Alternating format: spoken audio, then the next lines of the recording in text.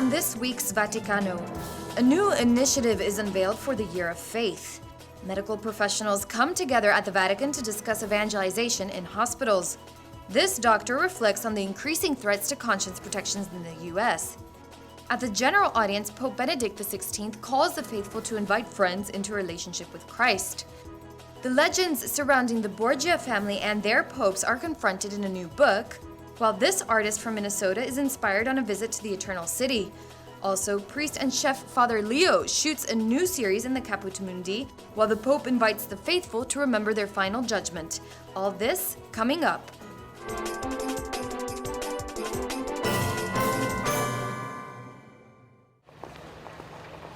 Pilgrims to Rome during the Year of Faith can now leave their mark in the Eternal City. This is the Faith Scroll, and it's ready and waiting for you. Well, this is a new experience in order to communicate our faith. I think that this scroll will be very useful for all the pilgrims coming to Rome in order to have a universal Catholic experience of faith. In this scroll you can write your intention of faith, and you can write also what do you think is for you the expression of your faith, and I hope that in this way you can give a common witness of during the Year of Faith about your own faith.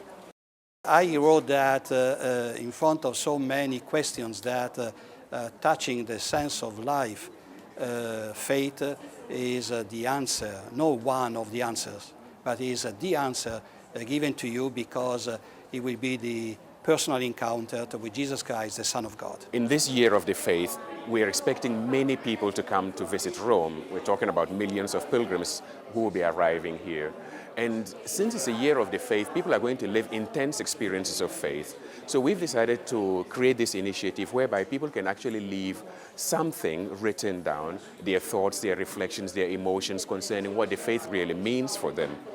And at the same time, we've created like a little post box whereby they can actually leave intentions for prayer, because usually when you're going on pilgrimage, your friends, your family members tell you, once you get there, please pray for me. So once the pilgrims arrive here, they can actually write down their intentions and leave them inside this post box. And once a month in the Basilica of St. Peter, all their intentions will be recorded during the celebration of the Mass. And what's more, we'll then share what's going on here with our network, with the social network. Like, we'll have pieces of video on YouTube so that people can actually see when when the Mass is being celebrated for them. The best and the most inspiring thoughts concerning the faith will also be shared on the internet, so that so we create like, a community whereby we really share our experience of faith. Those wishing to keep up to date on Year of Faith initiatives in Rome need only log on to the official website, www.annusfidei.va.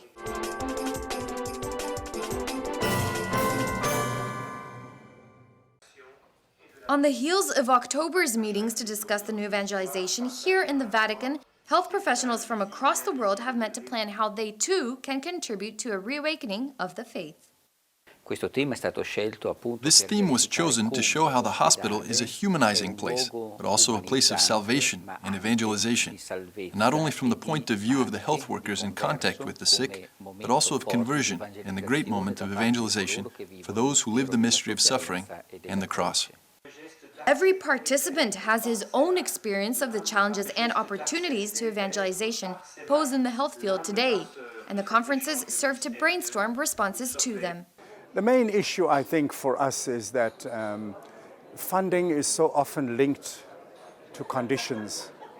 If you're in the healthcare industry, you are expected to make a full range of reproductive health products available to your patients.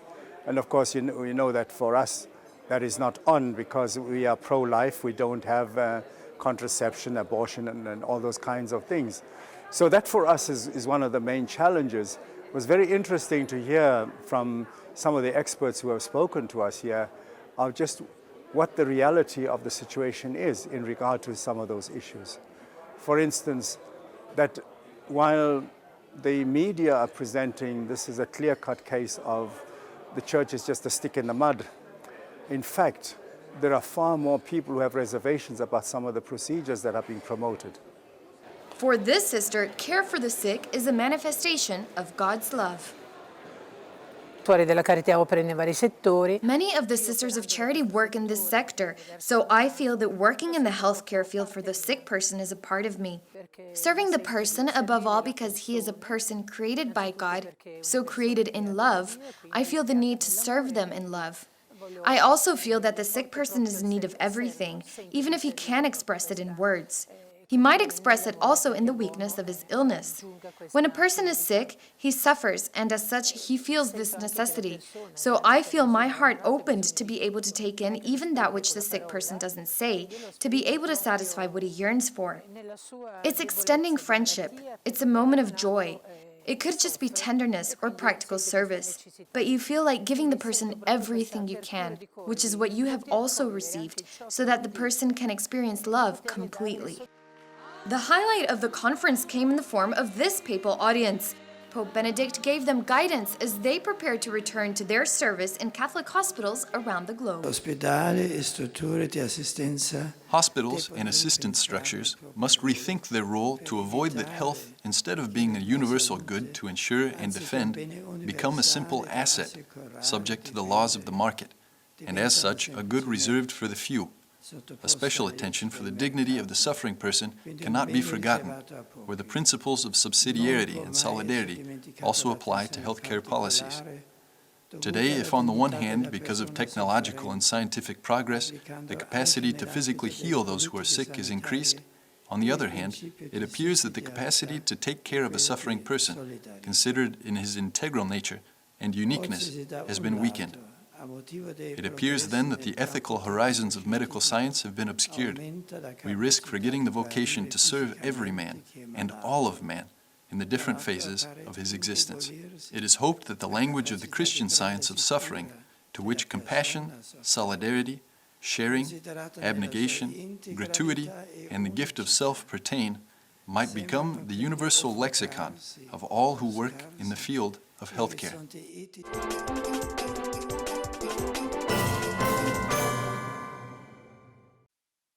Doctors met here at Rome's Catholic University of the Sacred Heart to speak about bioethics and Christian Europe. With the Europeans discussing conscience protections on their continent, a former president of the Catholic doctors in the States also reflected on the changing situation back at home. Well, so far in the United States, we've been very free. The Catholic contribution, the Church's contribution to healthcare has been significant. The foundation of many hospitals, probably 1 out of every 6 hospitalized patients in the United States is in a Catholic hospital. A lot of Catholic physicians, and constitutionally our rights to the practice of religion and conscience have been safeguarded. Recently, just in the past year or so, there have been some new regulations that challenge our freedom of conscience under our new administration. Whereas now Catholic institutions have to take responsibility for providing contraception, for example. Now, to work on defending these rights that we have, there are 65 lawsuits that have been brought against the government and for these restrictions on our conscience. So for the first time, really, we're finding some significant opposition to the free expression of our religious and therefore our moral and ethical beliefs. So it's going to be an interesting time for us. It will probably cause folks to really examine their own moral values in light of church teaching, and to be what we're supposed to be regardless.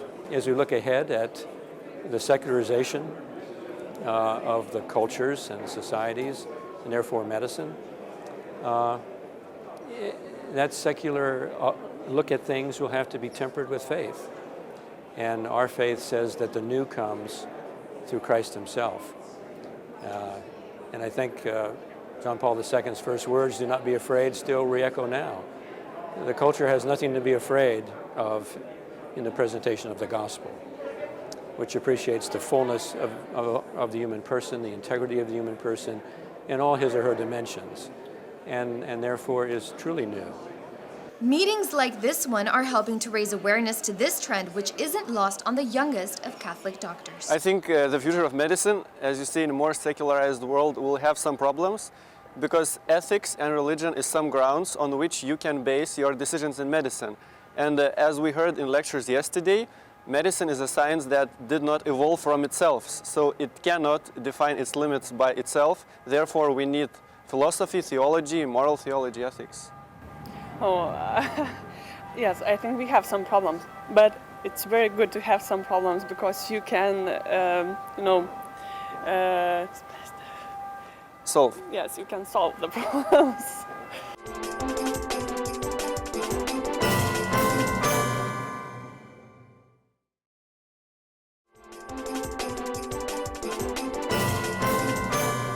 Welcome back. You're watching Vaticano. Cardinal Borgia has the required majority. It's a long way from the TV screen to the truth. Here in Rome, the legend of the Borgia family that has fanned the flames of fantasy for years continues to draw interest. We are in the years that precede the schism of Luther, which is born precisely as a reaction to the moral customs of the Catholic Church. But it wasn't just a corrupt church, but an absolutely corrupt lifestyle. In this context, the Borgias are perfectly inserted in the mentality of their time. Realistically, the poor look of Alexander VI is due to the crimes of his son, Caesar Borgia, who was a really frightful character and who had an immeasurable ambition, to the point where he killed his brother Juan out of pure envy, as his father cared more for him than for Caesar. This book, called The Borgias, the Black Legend, tries to set the record straight. In the book, the 50 years of the fall of the Borgia is explained. They were a Catalonian family. It runs from the first pope of the family, Calixtus XIII of 1455, to the death of Lucretia Borgia in 1519. So it is set in the 50 years from the end of the 1400s to the beginning of the 1500s. The Black Legend goes back 500 years. According to the legend, the family's main representatives, Pope Alejandro VI, and his children, in particular Caesar and Lucretia, are authentic demons given to violence, poisoning people, sex. All of these are very exaggerated elements, if not quite often real inventions. On the basis of serious documents, the book seeks to tell the truth about this family, which was very important during its time period. I told you no in public. So what is the reaction of the experts to the TV program depicting the Borgias? I can tell you that I've seen this television series and I appreciate it for a lot of reasons of cinematography and costume. But from the point of view of historical truth, they are not very trustworthy. They emphasize episodes that work well for fiction, for the public, sex, blood, power, but they do not always correspond to the truth of fact, and they don't fit into the historical time period either.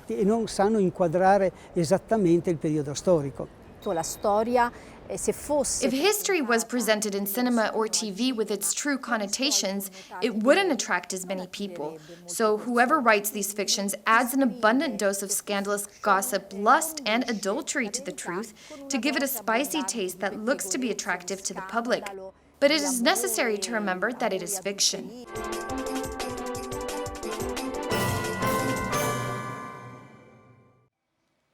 On November 14th, Pope Benedict welcomed thousands of pilgrims to the Paul VI Hall in the Vatican for this weekly general audience. He called all believers to share the faith in God that unites and liberates them. Dear brothers and sisters, in our catechesis of the year of faith, we have seen that the mysterious desire for God lies deep with the human heart. By His grace, God inspires and accompanies our efforts to know Him and to find our happiness in Him. Yet today, in our secularized world, faith often seems difficult to justify. We are faced with a practical atheism, a tendency to think and live as if God did not exist. Yet once God is removed from our lives, we become diminished, for our greatest human dignity consists in being created by God and called to live in communion with Him. As believers, we need to offer convincing reasons for our faith and hope. We can find such reasons in the order and beauty of the creation itself, which speaks of its creature, in the longing for the infinite presence, the human heart, which finds satisfaction in God alone, and in faith, which illumines and transforms our lives through our daily union with the Lord. By the witness of our living faith, may we lead others to know and love the God who reveals himself in Christ. Today, many people have a limited concept of Christian faith, which they identify as a mere system of beliefs and values, and not as the truth of God revealed throughout history in order to communicate directly with mankind in a loving relationship. In reality, at the basis of all doctrine and values is the encounter between man and God in Jesus Christ. Christianity, rather than a moral or ethical code, is first and foremost the experience of love in accepting Christ. For this reason, the Christian and the Christian community must before all look to and help others look to Christ, the true way that leads to God. Before concluding the audience, the Pope was treated to a mini-concert brought to him all the way from England. Among the groups present today is the Westminster Cathedral Choir from London.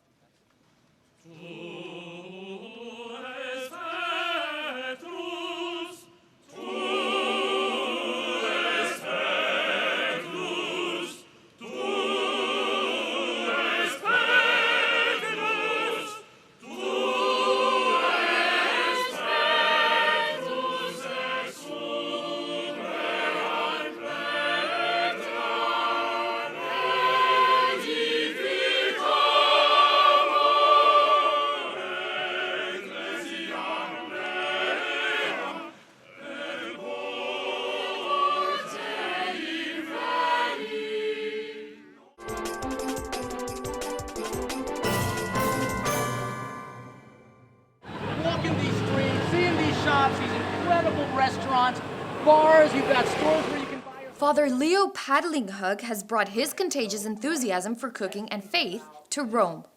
Is that it is very inexpensive. Just get a couple of these things and this could actually fill you up. I was leading a pilgrimage for some seminarians at Mount St. Mary's University in Emmitsburg, Maryland, because I was a former teacher there. But at the same time, I came to kind of help out with another set of 4 episodes of a special edition of Savoring Our Faith for EWTN.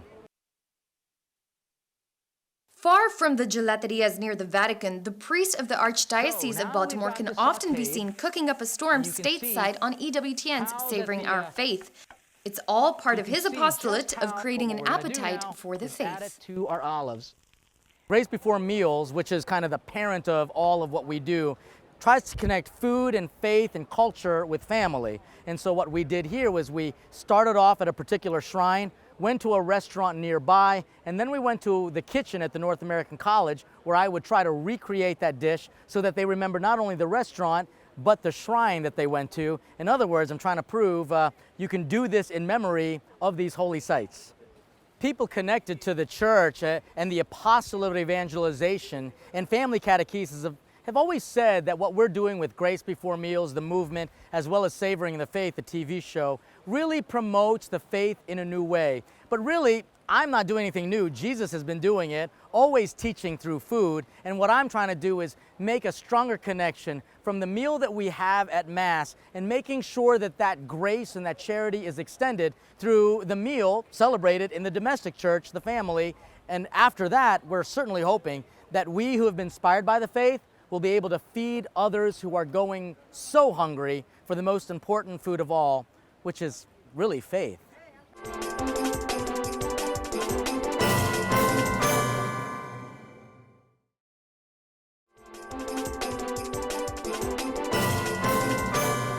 Welcome back. You're watching Vaticano.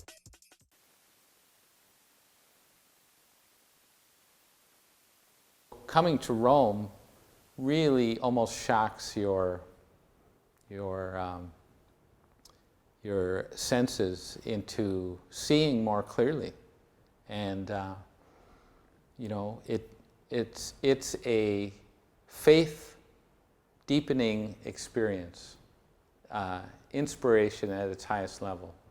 I get to be inspired twice, artistically, but then the Lord sort of showers his own graces above and beyond that. And so coming to Rome, the architecture, the art, the faithful that are here, all those blessings, really together are, it really feeds me.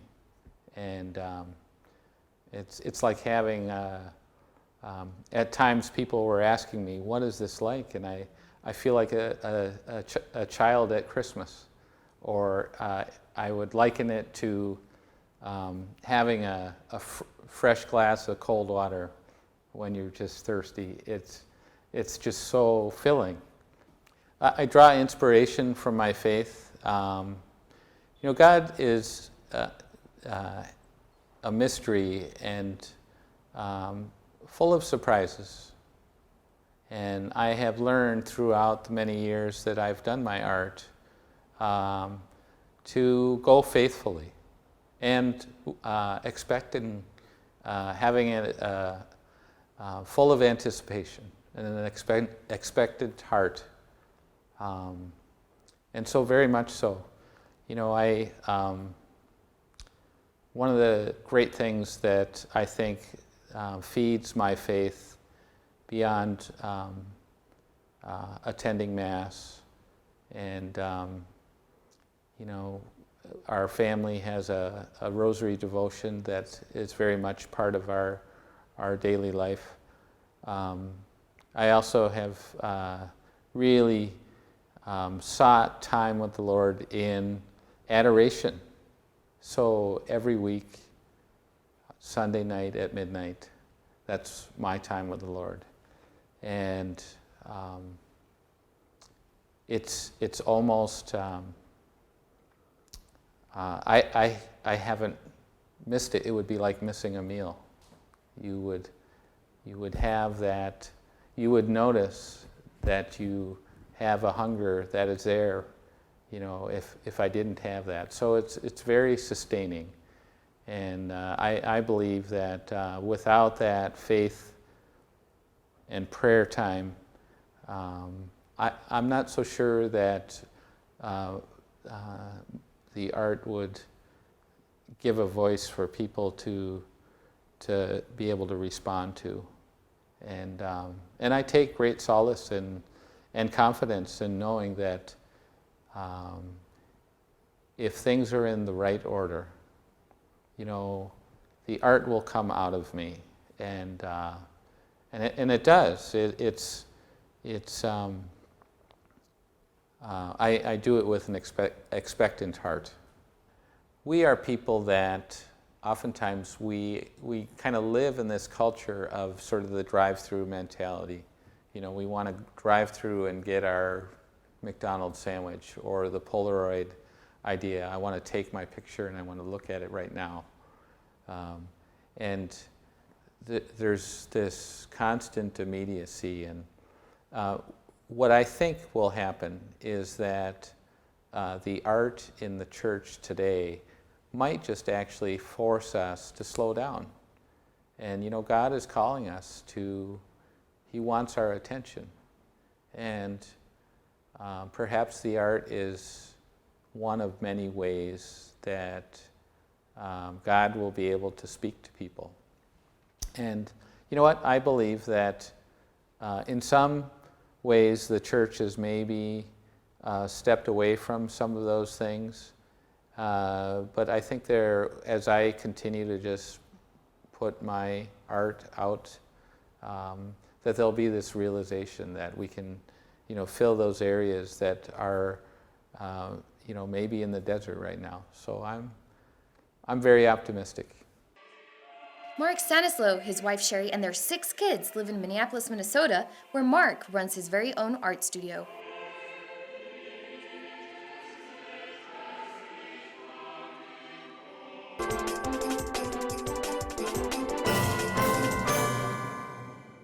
Pope Benedict XVI prayed the Angelus with the faithful in St. Peter's Square on November 18th.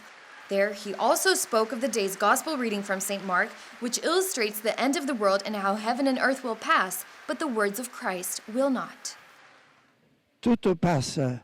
Everything passes, the Lord reminds us, but the Word of God does not. And before this, each of us is responsible for his own behavior. We will be judged based on this. Dear friends, also in our times, there is no lack of natural disasters and unfortunately wars and violence as well. Also today, we need to find a stable foundation for our lives, for our hope. So much more so today due to the relativism in which we are immersed. May the Virgin Mary help us to accept this center in the person of Christ and His Word.